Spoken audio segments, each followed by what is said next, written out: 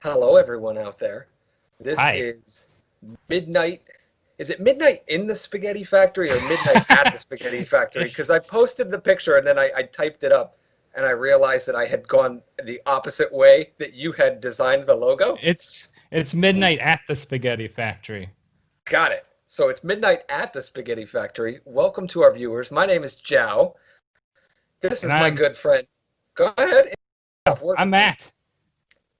Just in case you don't know, this is our very first podcast, and it's probably going to be terrible. And that is the last time that I am going to be negative this entire time. We've kind of discussed this a little bit. This is going to be a podcast about positivity, looking at things from positive critique in terms of how can you do something better, creative philosophy, observation, and fun. We're not getting into politics. We're not getting into anything crazy like that. This is going to be a podcast you can come to and you can just chill and hang out with me and Rainwater and have some fun and maybe get some stuff, some takeaway, maybe get some inspiration for some works that you've been wanting to do. And we're just going to talk about stuff. But I think for episode one, we talked a little bit about this. We're going to introduce ourselves because if you've come from Rainwater's channel, you don't know who the hell I am. Right. And if you're coming from the 12 people that follow me, you don't know who Rainwater is. So we're going to kick this off. I'm going to start it off. Mr. Matt Rainwater, who the hell are you? Good question. Who am I? Okay, so I'm Matt Rainwater. I make comics. And I make a comic book, or you could call it a webtoon. That's what the kids are calling it these days, called Trailer Park Warlock. And it's basically a comedic action story about a trailer park warlock. It's pretty self-explanatory. The title gives it away. Yeah. But beyond that, I am constantly trying to create other stuff. I do another webtoon called Bat Monster with my friend Austin. And I'm a freelance illustrator, and I designed a tarot deck recently, and I'm doing another podcast with another friend that I'll talk about at a different time. I don't think I'm ready to quite talk about it yet. And can you tell us the name of it? You want to give a promo? Sure. Cool. Why not? That one is more of a politics-oriented podcast called Welcome Back Biden, and it's very cheeky. That title's very cheeky.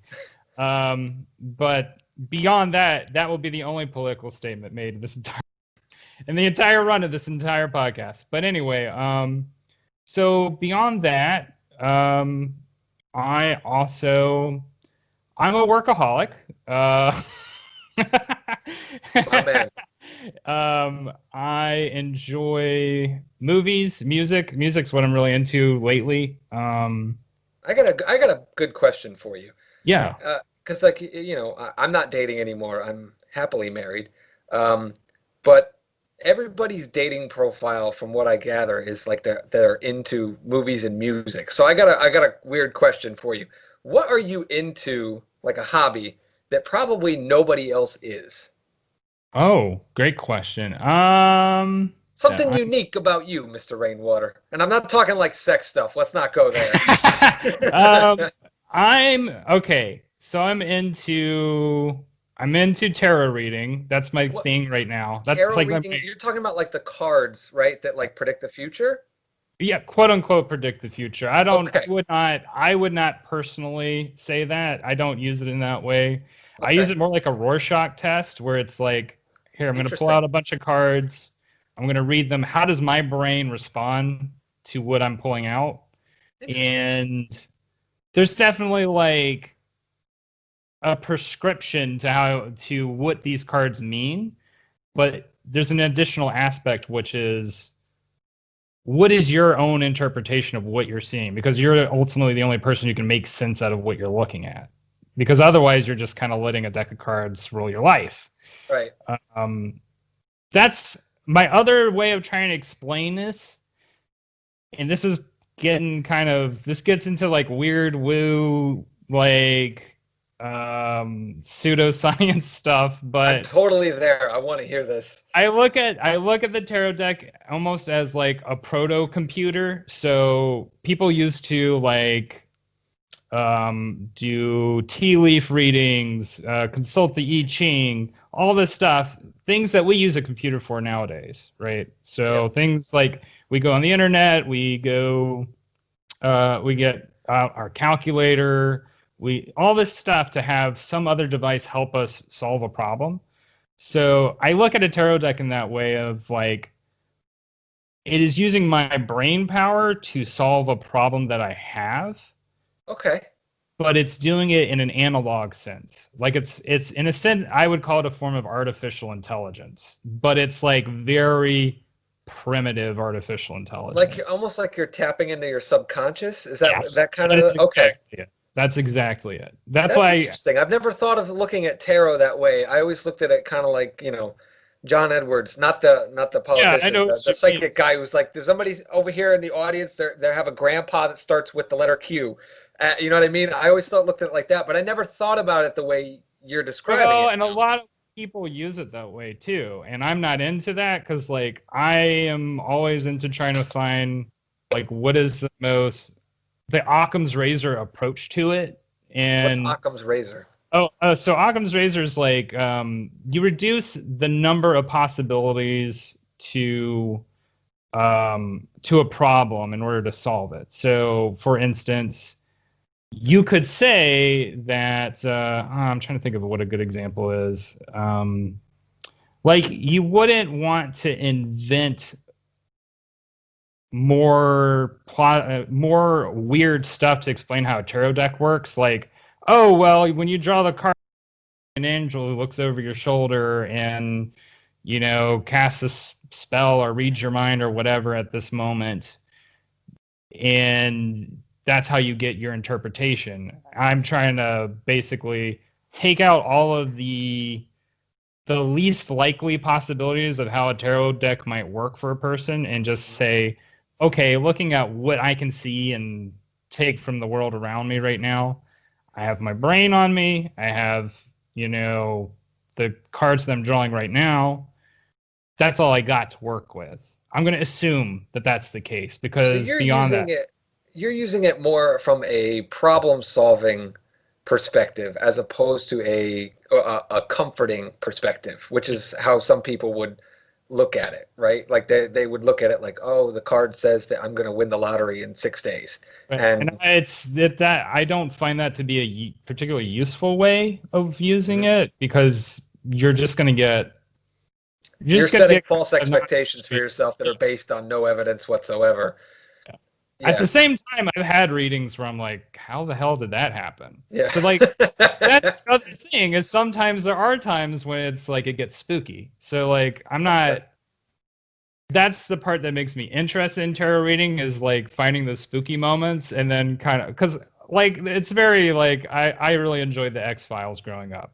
Okay. So no Hey, like no surprise I make a comic book about like magic. paranormal Yeah. stuff and magic and aliens and crap like that. And it's just it comes from for me it's like an interest in things that I'm really curious about and wonder if they're real, but I don't really know. It's That's the fair. You're mystery. The you're mystery. Yeah. taking an open-minded skeptic's approach to it all, and you know what I mean. But like it's sort of as far as the tapping into your subconscious thought part of it, I really dig that. Um, See, I do stuff like that. Not even close to what you're saying. Like I'll be walking or I'll be driving home and I'll be like, oh, if it's a green light at the end of the exit, that means that I'm gonna get that raise. If it's a red light, it means I'm not. Like that's like I Well, use it for the that's a very similar process to how I think a tarot deck works. Is you are uh, okay, I'm gonna get a little bit heavier, I guess, and go uh-oh. into like Carl Jung, like Oh, so like Carl Jung talked about like synchronicities and people having their own personal mythos. okay. And when I say a personal mythos, kind of like what you're saying is you will take events from your life and string them together in a narrative that fits you, that suits you, and it acts as a way of as a way for a person to improve their life, essentially, or set up their life in a way where they're not just singular and isolated in it. They have a place in the universe, even if that place is they're making a story up, Yeah. or they have superstitions or whatever. Those superstitions are useful in the sense that, um, like if somebody doesn't like, I'm gonna go at this from the perspective of somebody who doesn't believe in God. I would say like believing in God can be really useful for a person because it helps them feel like they're not fucking alone in the universe. Like there's somebody who Sure. is actually rooting for them and Yeah. involved in that story of their life, basically. Yeah, and So that there's a purpose, and there's a sense of comfort that comes along with that. yeah, Absolutely. When did you find the whole tarot thing? Because, well, spoiler alert, me and Matt met each other long time, ages over a ago. decade ago. This Oh is the my first time goodness. we've talked in about, I would say, Since Digits, which was 2011. yeah, so it's almost been 10 years. It's been Yeah, a long well, time. it's one of those weird things where I'm on the internet and then I'm off the internet and then I'm on the internet and then I'm off the internet and Yeah. I totally lose track of everybody. I think you and Eric, if you remember Eric Yeah. Pullman from SCAD, you guys are the only guys that from college that I still talk to. Um, Not by my choice on many of those fronts, but it's just Sure. one of those things where people, lose touch with each other and everything. Yeah. But That's somehow, life. like when I get back on social media, the first thing I do is I'm like, I wonder where this guy is, and I type it in and I try and find it, or whatever, and that's how I come across. But anyway, we met at SCAD. So when I met you back then, I Oh, don't. maybe we should clarify what SCAD is. Oh yeah, SCAD, Savannah College of Art and Design, aka the reason why I'm poor. um, I'm a very good artist, but I'm also poor, and I think that's where starving artist comes from. It's like you could be really good at this, but you ain't making money. In fact, yeah. you owe a lot of money. That's Um, something I feel like we'll get into a lot, which is there is a lot of aspect of creation in art that is there's a certain amount of self-sacrifice. Like that's sure, that's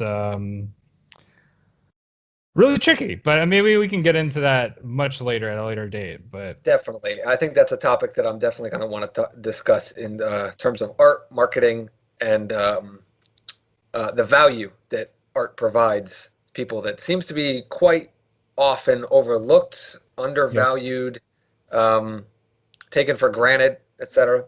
But we can get into that. Anyway, Yeah, we well, met. so Jow, maybe. Oh, I'm sorry. Oh, You go should ahead. go. Go ahead. I asked you a question, so you can ask me a question. Go for it. So, Jow, I will ask you the same. Who is Joseph Casarco? Andrew Casarco. Uh, should we get into my nickname? Is that it shouldn't be a big that big of a story. It's stupid. In high school, there was a foreign exchange student. I don't know if I ever told you this story. You've told me Um, this story. Yeah. oh, okay. There was a Yeah. foreign exchange student from China in my high school, and he could not pronounce the name Andrew. Or, and I've never bothered to look this up ever since I've been named it since like 2004. Uh, Anjiao is how you say Andrew in Chinese or Mandarin. I'm not sure, Oh, but he would shout out, that's a new segment of this story that I didn't know. it might be. I've seen, because when I come back online, I try and get an Anjiao handle on whatever social media is I'm going after, and there's Yeah. plenty of them. The only thing is weird is that it's a lot of girls, so I don't know if it's a Huh. girl's name in an Asian language. I'm not. I really should take Yeah. the time to look it up. But the Asian foreign exchange student couldn't say Andrew; he would call me Anjiao. So my buddies in high school started calling me Anjiao, and then when I got to college. uh, College, I was trying to reinvent myself, I think 20 different times. And like we said, we went to an art college, which was the most accepting place of every weird idiosyncrasy that anyone wanted to lean into. You could go for it, and nobody really gave you shit about it except for the film department and the fashion department. Those two were like Right. the snobs, I guess you could say. And I'm saying this as a person who was in the film department, but all of my friends were in the illustration, uh, comics, like that. Like that was the groups that I hung out in. But anyway, I went there and I was like, I was trying to act like a white rapper at first when I first That's got right. I there. forgot about that. Yeah, I know. Um, and it went from that, and that was like my rap name was Jow. So I was telling our other friend Matt the Joker. I told him I'm like he was moved next door to me in the dorms, and I was like, oh, I'm Jow, and he looked at me and he's like, yeah, I'm not calling you that, and I was like, well, what are you gonna call me then, man, Jow? He's like, I'm just gonna call you Jow. I'm like, all right, like that's fine. So then he started calling me Jow, and then like the circles would mingle here and there, and then people would just hear him call me Jow, so then they would just call me Jow, and then it just stuck. It was just Jow, which was fine by me because at that point I think I had moved on to my Batman kid phase, where I would wear Batman things from head to toe. My entire dorm room was all Batman posters, Batman Begins, Batman cutouts. Anything Oh that yeah. had Batman on it was covering my room, and that was my identity for I think at least 2 years. Um, Furthermore, who am I?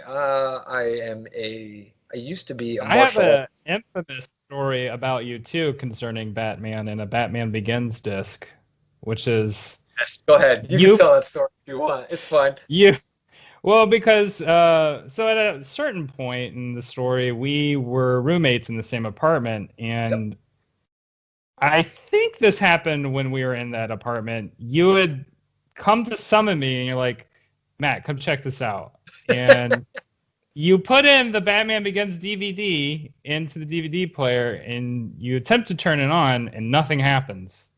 And you're like, I've burnt the DVD out. I've watched Batman Begins so many times. The DVD doesn't work anymore. I'm going to get a new copy. We literally, and I remember we inspected the DVD because I don't remember who was doubtful of it, but they were like, "Give me, you scratched it. That's all you did. It's just got to get wiped." And we looked at it at the bottom, and it was clean, like it was absolutely just wiped because it had been watched. And I think I watched that movie every single day. I watched that movie 22 times in theaters, and then they took it out of theaters, and I stopped going at 22. And I specifically remember 22 because it was the summer of 2005. And I remember I didn't have anything to do that summer. So every morning I would go after it opened and I would go to the theater and I'd catch the matinee and I'd watch Batman Begins. I had nothing else to do. Um, and the theater manager was waiting next to the kiosk at the front desk where you buy your movie ticket. That's how it used to be. And he was waiting there. And obviously I walked in with my Batman shirt and my Batman hat. And the girl nudges him and he goes, "Oh, is this him?" And immediately, as soon as he said that, I was like, oh God, they know me for this. And he goes, "Have you really seen this movie 22 times, 21 times?" And I was like, "Yeah." I was a little embarrassed of it. He was like, "Don't even pay for the ticket, just go." And I was like, "Are you serious?" He's like, "Yeah, just go." And he let me into the theater for free. And I was like, "All right, I'm drawing the line. I think that's it." But then I still wanted to watch it. Um, so it was the one and only time that I bought a bootleg DVD of a movie and I brought it back with me when I went back to scan. And I watched the bootleg every single day until the official DVD came out. And then I watched the DVD that I bought up until the day that it got burned with you. Yeah. And it was just like, I think I've watched that movie more than 2,000 times. And I've watched it more since, obviously, in the last 15 years that it's been out. Um, do you know the Batman Begins story where I was supposed to go to the premiere of that movie? No, I don't remember that story. So I there was a website that was like a Batman fan site that was like had ties to the studio. Like I guess they used him to marketing. That's the audience right there. Yeah. And there was um, a virus scan like software company called Semantics, and they had not a competition, it was a contest Mm. going on where you just submit an email and you enter your email address and you're entered to win 2 tickets, a round trip flight, dinner, and like a 3-day stay or whatever in California, and you would get tickets to attend the Batman Begins premiere in Los Angeles. So me, before the movie came out, I was overly crazy like about wanting to go see it. I had entered every single email address I could possibly imagine that I had my hands on because everybody has multiple email addresses. And I was like, I got to go see this. Never heard anything. It's like one of those things where it's just like, oh, this was clickbait just to get my email address on a mailing list. And the movie had come out, the DVD had come out. I had watched the DVD for months on ends. And for some random reason, I was in the middle of my pre-production class at SCAD. And I was bored. I think I was done with my project, but you still had to sit there in class for no reason. And I All was right. checking all my email accounts. And one of the very rare ones that I never checked got like 6 emails from Semantics. And I had won 2 tickets, airfare, the stay, and to go to the Oh premiere of shit. Batman Begins in California and not checked the email. There was several follow-up emails that were like, we need to hear from you if we're going to give you these tickets. If we don't hear from you by this day, we're going to give them to somebody else. Sorry, you have lost these tickets. I literally went through that thing and I yelled out, oh my God, in the middle of my class. Everybody stops, looks at me, and it's like, what's wrong? And I backed my chair away from the computer. The professor walked over and she looked at the screen. She read the email. She looked at me and she goes, Andrew, go home. And I'm like, yeah. So I went home. I took down all of the Batman posters in my room, everything. And I literally just laid on my bed going like, God damn it. I just missed one of the greatest moments of my life. Like, because I didn't check that email. Eric was my roommate at that time, I think. And he came home and he was like, why are all your posters down? I'm like, you don't know. He's like, what happened? Did somebody die? Like, what's wrong? He's like, and I explained it to him. He's like, Jow, he smacked me across the face. He liked to do that a lot. He goes, suck it up, monkey man. And I was like, well, what am I going to do? He's like, you're going to go and you're going to make a Batman movie one day and you're going to attend that premiere and that'll be your first Batman premiere that you'll attend. And I'm like, all right. And then I put all the posters back up and then here we are. But I almost went to Batman Begins premiere, met Christopher Nolan, met Christian Oh, Bale. The damn. movie that I wore out the DVD to, I Was the wrong one. botched going to the premiere. And that's my Yeah. story. Very long-winded. I promise I'll try not to do that, guys. Oh no, that was a good story. I surprised I didn't remember that one because it seems like something I would have heard, but I don't I remember it at didn't all. tell anyone after the fact. It just wasn't something I wanted to talk about. It was so depressing. And it was one of those things where it's like, you want to make Jow down? Ask him if how the Batman Begins premiere went. It just wasn't one of those things that we brought up. Um, but okay, so when we were at SCAD, you were doing something about a garage band. Wasn't that Oh, that's right. Yeah. At the it was a time, Raj Raja? I think I have the comic book in my office still. you probably did. I probably gave you a copy when I came to visit for the Digits premiere. That's I right. think. I would guess. So what happened with that? I'm assuming that's concluded now that Um, you're other we weren't things. able to. Well, we were never able to fully finish it. We just some life stuff happened, and me and my Okay. friend Austin had to drop the project. And we still do another project together called Bat Monsters. So we still manage to like work together. Like it's kind of a. I would say that me and Austin. So hold on.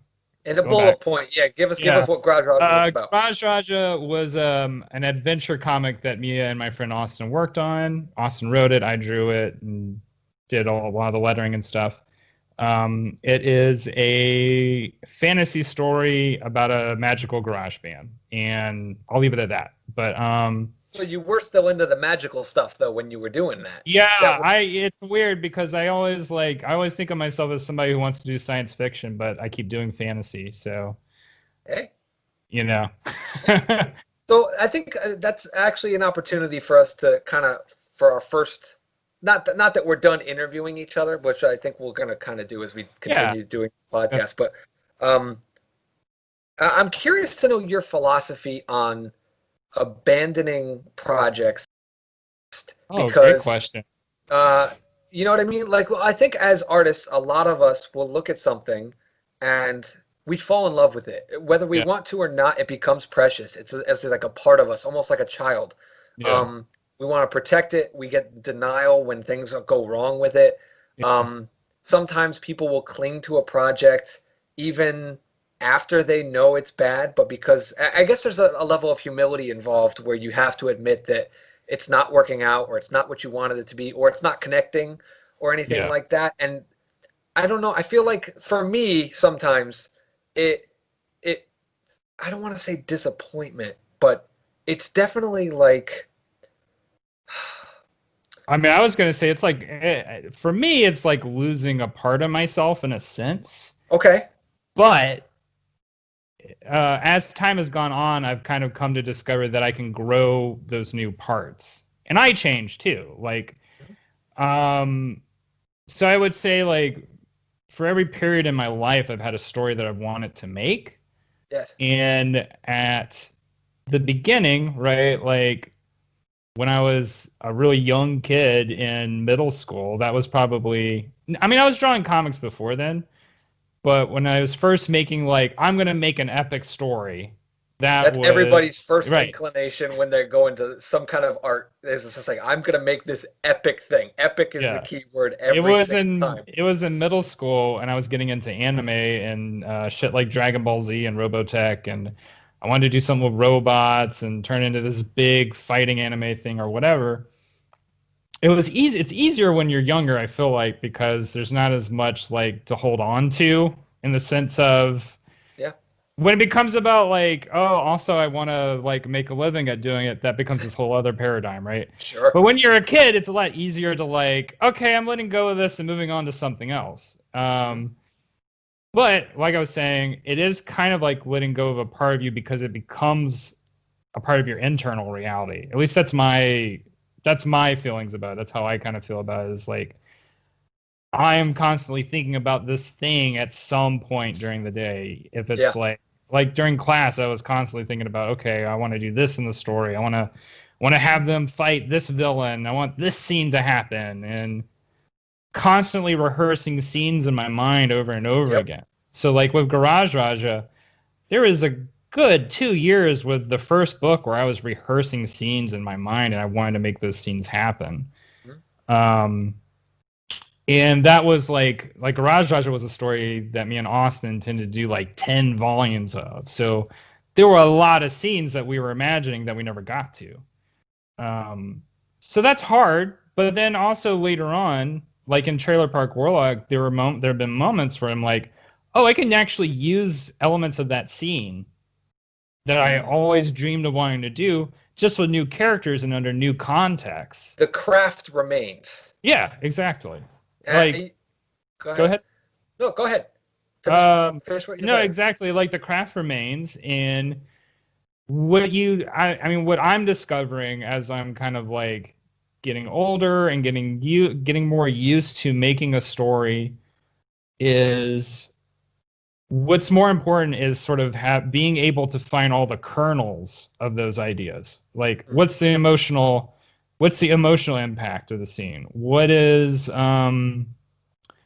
why is it so important to you? Because it probably doesn't have actually anything to do with that character. It has something to do with, a moment in your life that the scene reminds you about, Yep. or a characteristic of this character that's like somebody you knew growing up, or um, some aspect of you that like you don't always get to show off in public or whatever. Sure.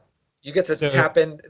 That's one of the things that I've definitely learned in terms of my storytelling is that, um, like I said, I think even up until a year or two ago, there's a lot of identity crisis that I've kind of gone through trying to find where I fit in the world.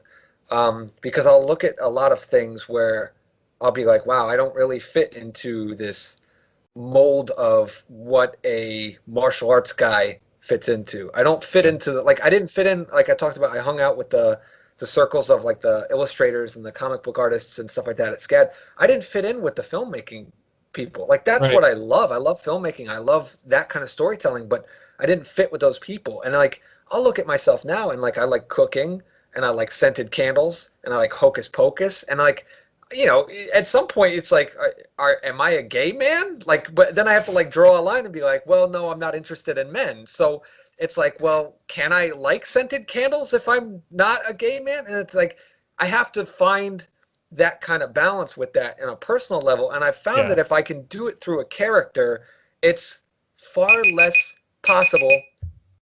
That was my alarm telling me that I have to reset my camera. Oh, Um, okay. I can find ways to express parts of myself and not necessarily experiment with who I am as an identity, but like explore it without getting the judgment of people who cling to their one identity that they came up with in high school. Like you see it in Yeah. like the star quarterback who is still clinging to that glory when you come back from college, and Yeah. it's like, oh, there goes Brett. He was the star quarterback in 2005, and it's like, what's he doing now? He repairs refrigerators, and it's like, Yeah. okay, that I'm not knocking people who do that. Refrigerators got to Right. get repaired. People's got to earn a living, take care of their family, their kids, whatever. Nothing wrong with that. But like, that's what he hangs his As an hat on, is analogy just to that. what, yeah, as an analogy to what you're saying, like Todd McFarlane's still doing Spawn, and I don't have anything against Spawn, and I'm sure Todd McFarlane loves doing Spawn.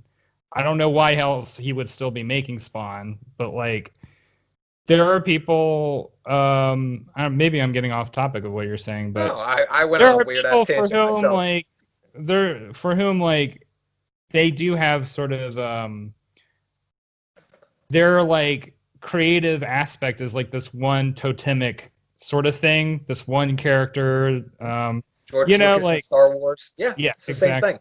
I mean, like he's tried to do other things, and people are just like, I "Ugh," don't care. 4 lightsabers. Yeah, and exactly. and, and I don't know.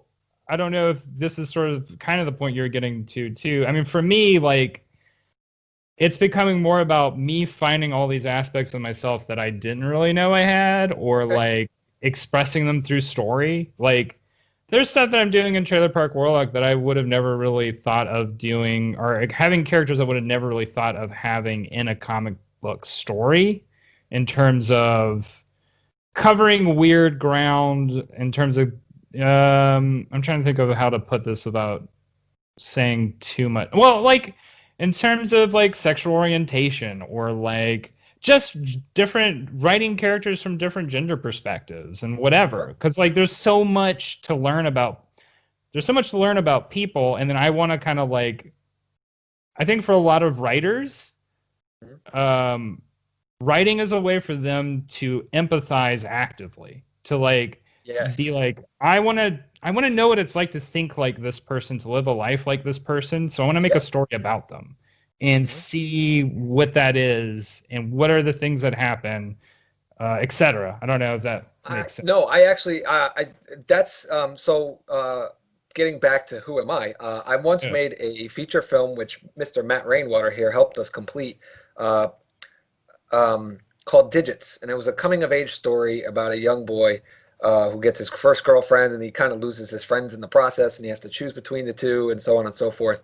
And truth be told, much like many artists, it was my story. Like everybody will come up to me when they find out I'm a filmmaker and be like, "Oh, I got this great idea for a screenplay," and then they start telling me about it, and I realize it's about their life, and it's like not all that interesting. It's a little bit boring, but that's what I did when I made my first film. So then when I started working on my third script, we'll backtrack to the second script at some point. But it was a horror movie called Haunted, which I've won awards for and this and that, and I've tried to make, and I've gotten close to making a couple of times.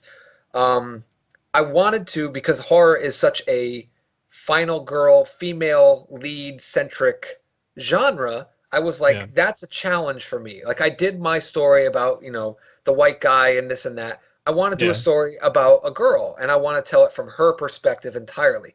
So I'm not spoiling anything here.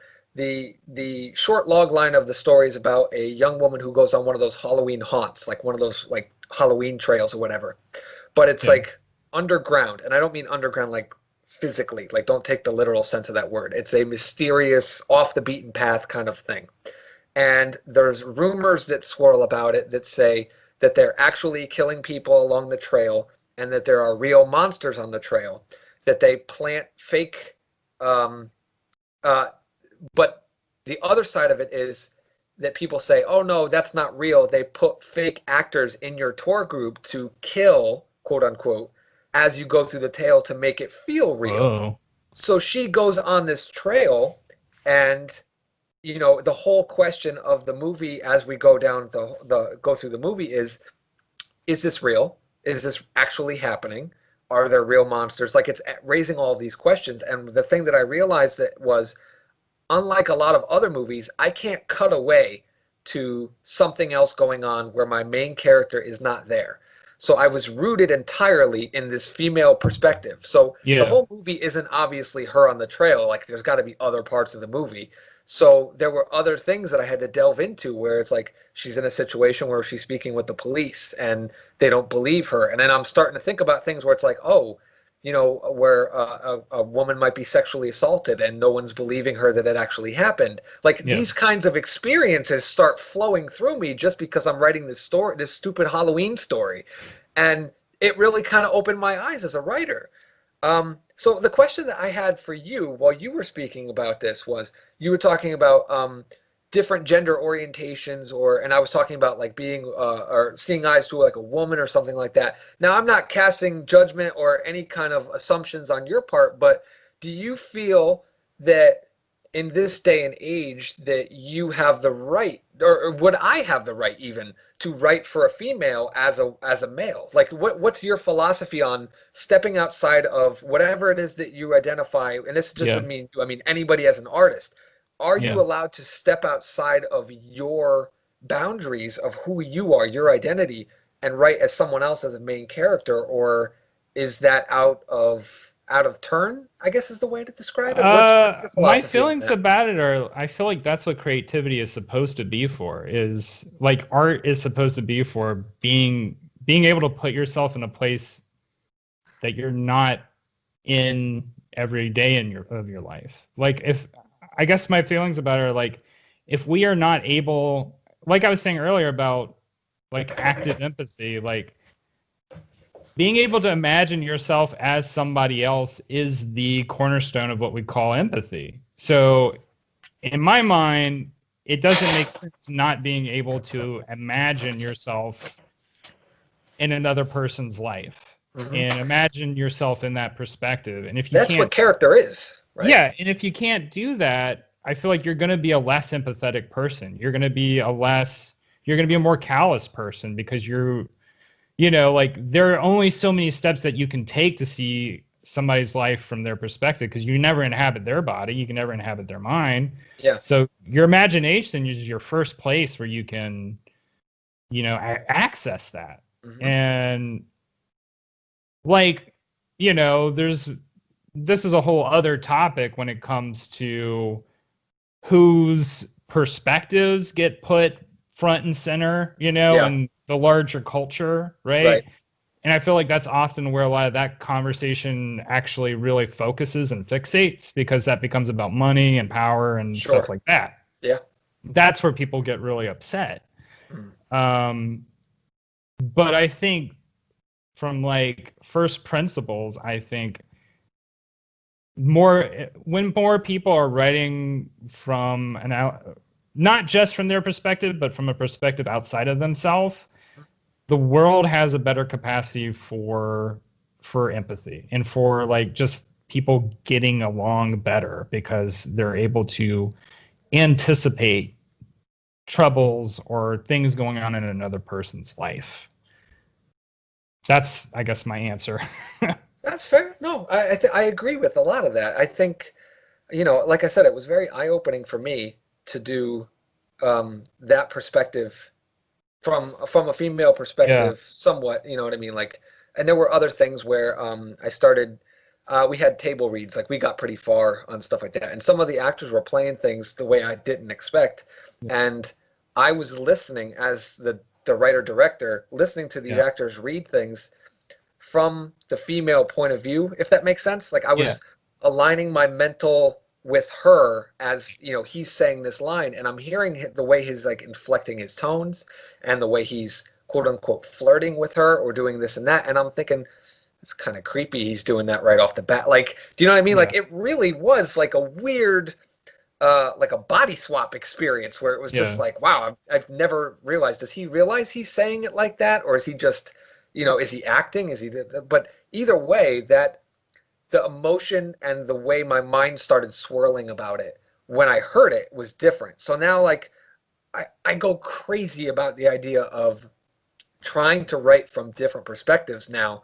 Not that I'm not going to write from a white guy's perspective ever again, but then I started winning awards for the script and this and that, and it looked like it was getting momentum. And then I wanted to tell a story um, that was smaller but in the same world. We talked about Yeah. getting precious and then people trying to build like these giant epic universes, like everything, and they get so sucked into one concept, which I think we're circling back to now. But I wrote a short story that was set in the same world called Terror House about a young African American man who was arrested by the police for a murder that he may or may not have committed. I'm not going to say because that's part of the story. Um, but he was exonerated in the trial process, but then he was being harassed by the police afterwards. Now, depending on which way politically people lean with social perspectives and everything like that, you're going to think, oh, those cops are being assholes, or no, those cops are onto him and they're going to get him. And Mhm. that wasn't necessarily the point. The point was, I put him in his house as a recluse, where he was like, I'm not stepping back out into the world because I'm getting harassed. People think I did it. The cops are harassing me. People look at me strange. I'm locking myself in the house. So his friend tries to invite him to go to that mysterious Halloween trail, and he refuses. And then he wakes up the next morning to find that he was drugged and that the Halloween people that create the haunt had taken over his house and turned his own house into this, hallway of horror, so to speak. Yeah. And it was interesting for me to, again, as a white guy, explore this story through as much as I possibly can, just being a white guy, exploring an African American male's point of view, where he gets to the end, and again, not a spoiler alert, he doesn't know if this is real or not, what's happening to him, if there's actually these crazy psychos in his house, or there's just like overcommitted actors. Yeah. And he doesn't know whether or not he can call the police. Do you know what I mean? Like, Yeah, no, for sure. Like that's like, I mean, going into what you're saying, I mean, that is an aspect of like black reality that I think a lot of people don't really fully understand, and something that, like artists do try and get at sometimes. I mean, like the I think it yeah, the alternate ending to Get Out. Do you know what I'm talking about? Um where it's not his friend. yeah, right, and it's the police and he's arrested, right? Right. Like that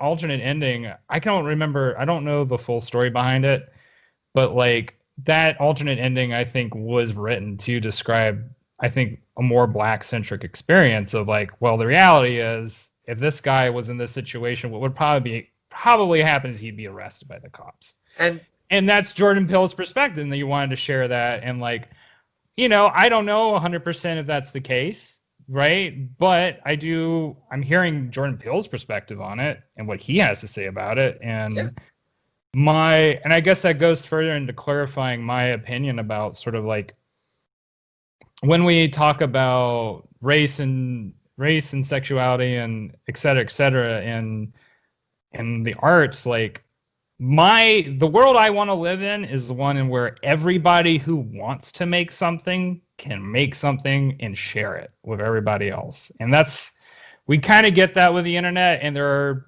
are still issues, right? Like there's still issues with like access in some way or another. But like I'm I guess my point is I want to be able to sort of be in that smorgasbord of like, what is everybody's life like? Like I don't, this is getting kind of weird, but like, there have been times where I go like walking around and I'm like, oh, I wonder what life is like in that person's house. Like, not like I want to like go break into their house and just walk around and filter yeah, through the refrigerator, but I still right. like look through the window and be like, oh, I wonder like what is their day to day like? Like, what are the things that they worry about? What is the annoying things that happen, on their when they wake up in the morning or I whatever, think that's one of the things that us as artists do a lot, where we do this kind of step outside of ourselves often and do, like you were saying, trying to see things from other people's perspectives. An example of that, my wife and I have this house. Now, I think I made this up, but there's this house that we drive by sometimes that's very tall, kind of creepy looking, not like a Conjuring looking house or an Amityville looking house, but creepy looking house. Yeah. And I think I said to her once, I'm like, I think that's the haunted house that everybody talks about in this town. There's like the local legend and this and that. And we'll play a game that every time we drive by, we're like, are the lights on or are the lights off inside that house? And it's like this little game that we play, and it's because, oh, is it haunted? Because we never see people there, ever. Never mowing the lawn, never a car in the driveway. It's a haunted, abandoned house, yada, yada, yada. And one day I was driving by it by myself, and I saw this woman carrying stuff around on the front porch, and I was like, oh, there's somebody there. And immediately the first thought after that was, I wonder if she knows that me and my wife think her house is haunted. What would she say to me if I went up and said, is your house haunted? Like if I started asking her about it, how would she react to that? And I think that's something that I think a lot of us as artists do, is we really do like to observe. And I think that's a writer's thing too, is really observing. Sure. Like people will mistake me a lot of the time for being shy when I'm in a new group of people, but most of the time I'm listening. I'm very much trying to understand someone's motive in a situation. I think that's always the number one thing that I go to, and maybe that's just because my writer thing is like, I need a character, I need to know what this person is after, and that's what's going to justify my story. But I'll sit there and I'll listen to somebody and I'll be like, that guy just wants to get to the buffet. He wants to get this over with, get to the buffet. And then I'm looking at this other person talking and just like, oh, that girl thinks that tall guy is hot, but she doesn't want to say too much because she doesn't want to turn him off. And this, you know what I mean? And like, I do the exact same thing, and a lot of like really extroverted type A people don't really get me initially, because I'll just sit there and listen, and it's not like I'm trying to be creepy or whatever. It's just like I'm trying to understand what the context of the situation is when it's new people. It's like, I don't know what I'm getting into. It's like if you got into I mean, it used to be on the internet in the past that you could get on a forum as an anonymous person and just start a conversation. And then nowadays it's like you don't know what the hell you're getting into. And that's how I feel like it is in IRL, where it's just like, I don't know, like you were saying, I don't know what motivates this person. I want to figure that out before I start offering my most like, vulnerable, intimate thoughts or whatever. I want to do that, but like, I don't want to deep into it. I think at the core of it, and I don't even think this is an artist thing, I think this is a human thing. We all just want to work our shit out with people who are not going to hold it against us till the end of time. Hell yeah. Do you know what I'm saying? Like, absolutely. And I think that is 100%, I think, a lot of where art comes from, is we're the ones working our shit out and trying to not have it held against us till the end of our life and then some, which leads me to my last question for our opening podcast for you, which is, I think, going to be it's probably worth an entire podcast in itself. You had kind of brushed near this subject a little just a short while ago. Can you enjoy an artist's work without liking the artist for who they are? Because I forget really what you said exactly, but I know that it aroused that thought in my mind. I think of the filmmaker like Woody Allen or Victor Salva, who made like Jeepers Creepers. And like, I enjoy those movies, but I think some of the things that they did are despicable. But then at the other time, I kind of think to myself, well, maybe there's part of the story I don't know. Like, I'm not going to cast full assumptions. This is a question I think of regularly. I think about this question a lot, because I'm trying to think if there are any like story artists who are like that, where I like really like their work. And I know there was at some point, but I can't bring up an example right now.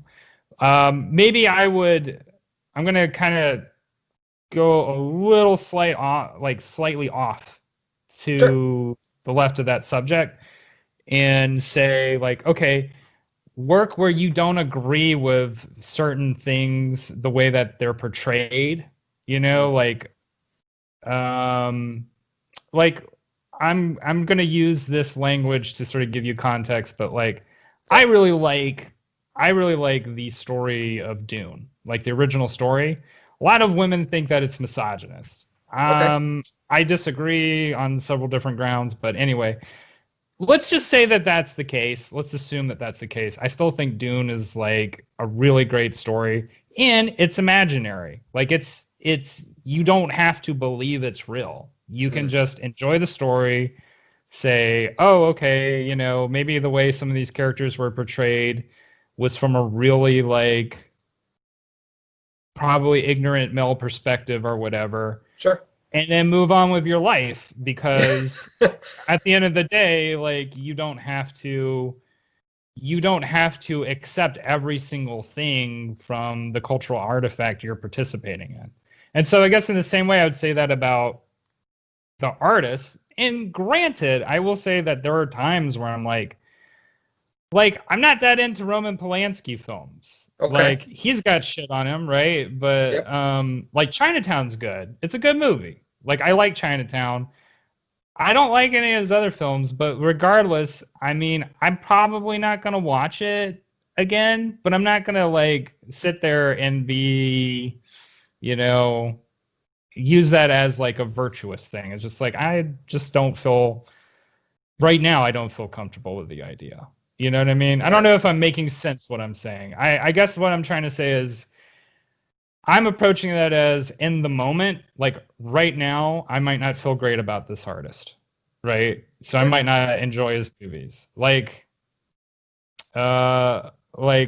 Stanley Kubrick apparently has been a piece of shit to a lot of actors. I love his movies. I Yeah. will watch 2001 regardless of the context, regardless of the situation, because I just think it's a fantastic film. I love Barry Lyndon.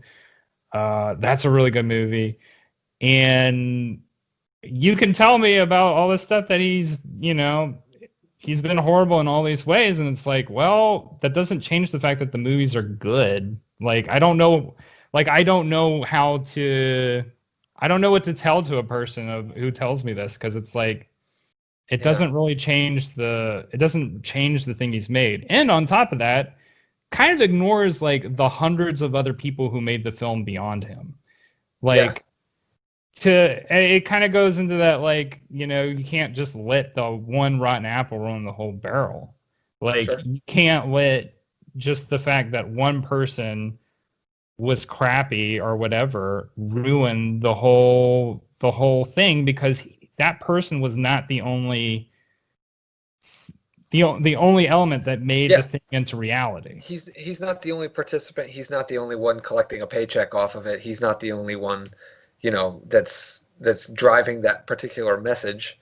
Yeah. Um, Like if of you the feel story, of the story. right. Like if you feel offended about like whatever happened to Shelley Duvall after The Shining, don't just like demean her own acting performance in The Shining, which is amazing. There was a lot of that after The Dark Knight, where people were all over Heath Ledger saying that the film drove him to the pills and it was a suicide. You know what I mean? Like it Right. was all that Yeah. stupid shit and all that stuff like that. And I think that circles back to what I was saying about earlier about us all as artists trying to work our shit out.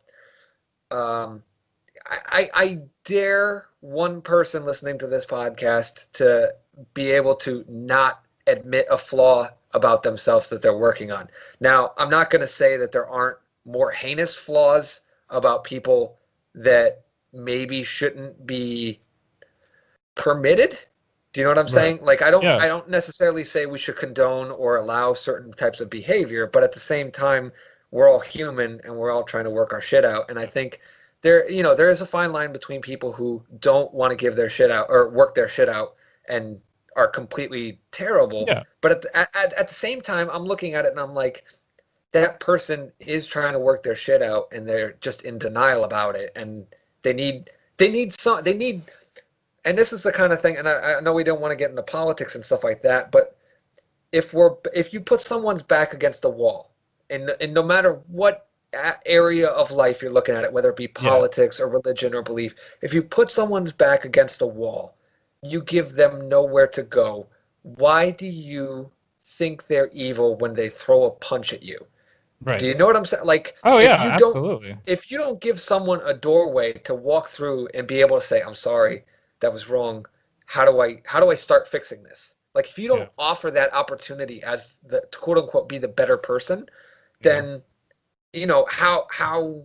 how does any of us get better? That's the real question. And Yeah. people like Kubrick are dead, so he can't get Right. better anymore. Um, but at the same time, That's the other argument I would say too with Kubrick. He's like, well, he's fucking dead. Like, what? yeah, he's not making any more money off of this, Yeah. and his kids didn't do anything about it, or I don't know if he has kids, but you know what I mean, like his estate or whatever.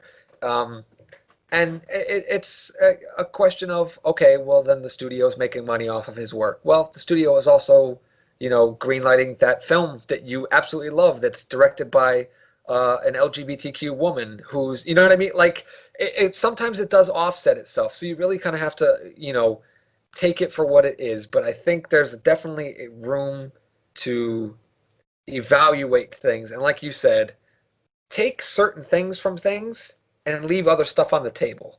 Where it's like, okay, I see what he was doing there. I know why he's doing it. Yeah. That's not what I believe in. I don't condone it. I'm not with it. But I Yeah. did like what he did over here. It was awesome. And I think I might use that in my art or this or that. Right. So I don't know. I guess it's one of those things where it's like you just have to be open minded that not everybody's perfect and nor is art perfect. Yeah, you're right in what you're saying that that could be worth an entire episode in itself because Yeah. it is like a worthwhile ethical question.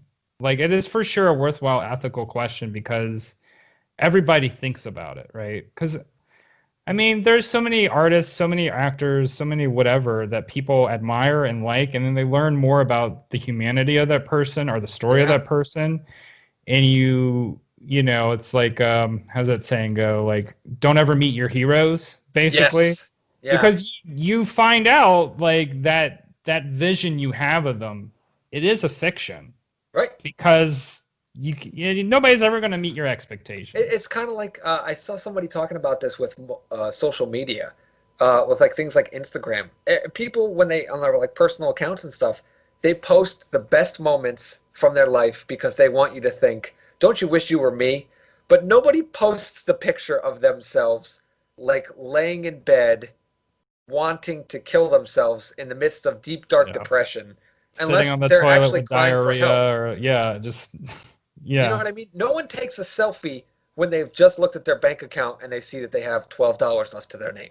Like that's not the stuff that gets posted very often. So yeah, like I think everybody needs to kind of understand that there is an illusion based in terms of all forms of art. yeah, Um, but yeah, so I guess that's a decent enough note to be continued. Not that we're for continuing sure. this in episode 2, but at some point we may revisit this. Yeah, Um, but I think we've had a pretty decent start to our podcast, Mr. I think Rainwater. What do so. you think? This was an excellent start to the podcast, Joe. I really liked a lot of the questions you brought up, and I will be thinking about this too after our conversation for And sure. I think that's what we want to kind of start. We want to start conversations about philosophy and taking chances and risks and art and storytelling and positivity and improvement and all that kind of stuff. That's kind of what our mantra or our mission statement is going to be for this podcast. And I'm not saying we might not do a Hot 93.7 Tell 'em Why You Mad episode somewhere along the line when one of us is ready to go off about something. But for the most part, we think there's enough negativity on the internet and in the world these days that if you guys want to just kind of chill, throw on me and Matt talking about philosophy and art and all this kind of stuff, maybe while you're doing your own art. That's why we're here, and we're gonna do Yeah, this. We're gonna keep this up. I'm enjoying this. I like talking about philosophy. A lot of people roll their eyes and feel like it's pretentious or precious or whatever, but I love it because I think, like we've talked about with our characters in these episodes, it's a way to grow, to see things yeah, from other perspectives. And I actually, as we go on, Matt, I'm going to probably ask things that I think me and you might disagree on, But I Yeah. think it'll be more, art and philosophy centric, not politics, because that's stupid. But no disrespect to your other podcast, um, but just for the discussion. Do you know what I mean? Like, because Yeah, I think we'll absolutely. be able to grow, and I think people listening will be able to grow because me and you are the characters of this podcast, Right. and I think it's true, man. Like, it's that weird ass thing that I think that we can put some positivity in the world, and that's what I want to do. That's what I don't want this podcast to be, like bullshit reviews of Batman Begins, except me telling you how awesome it is, because it is. Uh, Or like our hot takes on whatever the new sure. big cultural thing is. It's like, I mean, there's only so many podcasts that can do that. So I definitely am into the idea of being the Bob Ross of the digital age. All right, so let's wrap this up. You are Matt Rainwater. Where can people who are listening from my end find you? You can find me tweeting usually at Matt J Rainwater. You can find my work, Trailer Park Warlock, and Bat Monster on Webtoon, the Webtoon app, and Matthew Rainwater on Instagram. I'll leave it at that. And how about you, Jow? I am on both Instagram and Twitter at the Anjow, Theanjow. The Instagram is a little bit more personal stuff, but it's just me. Um, you can find this podcast, hopefully, on Google Podcasts, Apple Music, Spotify, and we're also, if you're listening to us, you can also watch us, oddly enough, on YouTube. So check that out. Hi, YouTube. I'm waving at YouTube. Hi.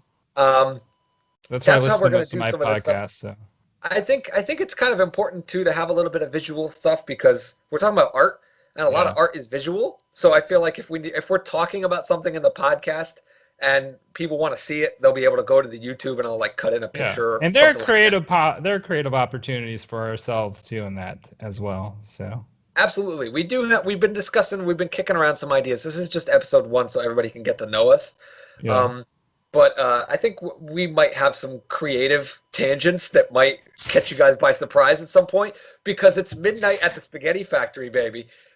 This is just the most ridiculous. I think episode 2 I'm gonna ask you about how the hell you came up with the name because I asked Rainwater. I was like, oh, what should we call it? You have any ideas? And I was gonna like kick balls back and forth and just come up with something.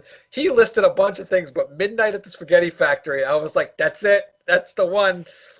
And I'll I just keep want that. I'll keep that note for next episode. Then that's a great icebreaker. There we go. There's our cliffhanger. So, folks, if you've enjoyed this, I'm not gonna do the normal podcast, social media fame seeking person telling you to subscribe or like or retweet.